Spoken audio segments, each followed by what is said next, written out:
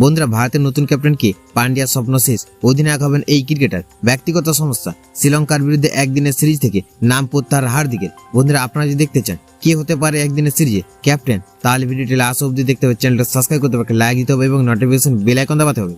Team India 27 July থেকে টি-20 শ্রীলঙ্কা সফর শুরু করবে। 3 ম্যাচের টি-20 সিরিজ অনুষ্ঠিত হবে 27 জুলাই, 28 জুলাই ও 30 জুলাই। এরপর 2 আগস্ট থেকে ওয়ানডে সিরিজ শুরু হবে। এরপর ওয়ানডে সিরিজের শেষ দুটি ম্যাচ হবে 4 আগস্ট ও 7 আগস্ট। টি-20 সিরিজের 3টি ম্যাচে পারলে গেলে আন্তর্জাতিক ক্রিকেট স্টেডিয়ামে। ওয়ানডে সিরিজের 3টি ম্যাচই কলম্বোর আর প্রেমদাসা ক্রিকেট স্টেডিয়ামে অনুষ্ঠিত হবে। এক্সপ্রেস স্পোর্টের একটি প্রতিবেদন অনুসারে হার্দিক পান্ডিয়া বিসিসিআইকে জানিয়ে দিয়েছেন ব্যক্তিগত কারণে শ্রীলঙ্কার বিরুদ্ধে টি-20 সিরিজ হার্দিক পান্ডিয়া খেললেও তিনি ওডিআই সিরিজ খেলতে পারবেন। ফিটনেসের কারণে হার্দিক ওয়ানডে সিরিজ মিস করতে পারেন বলে প্রতিবেদনে উল্লেখ করা হয়েছে। প্রতিবেদনে শুধু ওয়ানডে সিরিজ নিয়ে কথা বলা হয়েছে। এবার প্রশ্ন হচ্ছে, রোহিতের বদলে তাহলে টি-20 ফরম্যাটে কাকে ক্যাপ্টেন হিসেবে ভাবছেন বোর্ড কর্তার একাংশ? এক্ষেত্রে শোনা যাচ্ছে সূর্যকুমার যাদবের নাম।